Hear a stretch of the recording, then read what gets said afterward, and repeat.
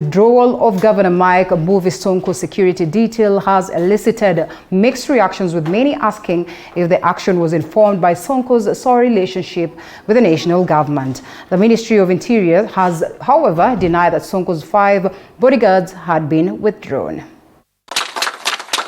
The withdrawal of Governor Mike Mbuvi Sonko's security details has elicited mixed reactions, with many asking if the action was informed by Sonko's sore relationship with the national government.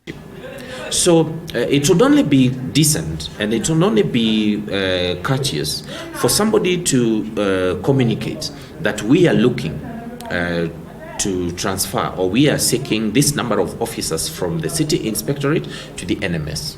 Can you guide us to identify the officers so that you do not affect critical services like the security of the governor? This has come shortly after the back and forth between Sonko and the national government over the transfer of functions deed. In an interview with Governor Mike Sonko's personal assistant, Ben Mulwa, the county assembly sat and reviewed a quick decision that was not in tandem with the governor's decision. As a shock that actually the assembly had chosen on their own volition to allocate monies to functions that are still under the Nairobi City County government and transferring them to the NMS. I'll give you examples. Like the city inspectorate is not part of what was transferred. Finance and economic planning is not a part of what was transferred. Agriculture and many other departments, ICT, are not anywhere near the functions that were transferred. So out of malice, because that is our standpoint, out of malice, the assembly chose to build or to generate their own budget, discuss their own budget, and submit, pass their own budget and then submit it to the governor to assent. According to Ben Mulwa, this, however, seemed to ignite a political gear, with some politicians inviting malice.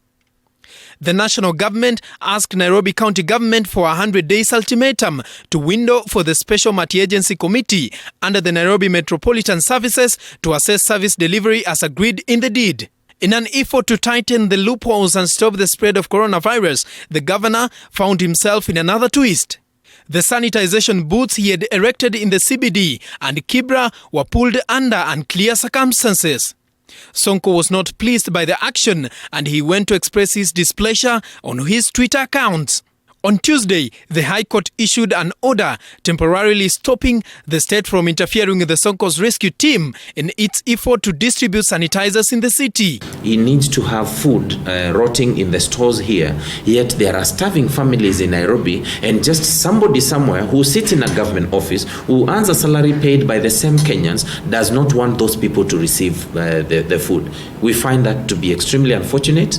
It is not only evil. Earlier on, there were claims that Governor Sonko paid a visit to Deputy President William Ruto, and that might have been the genesis of his latest woes.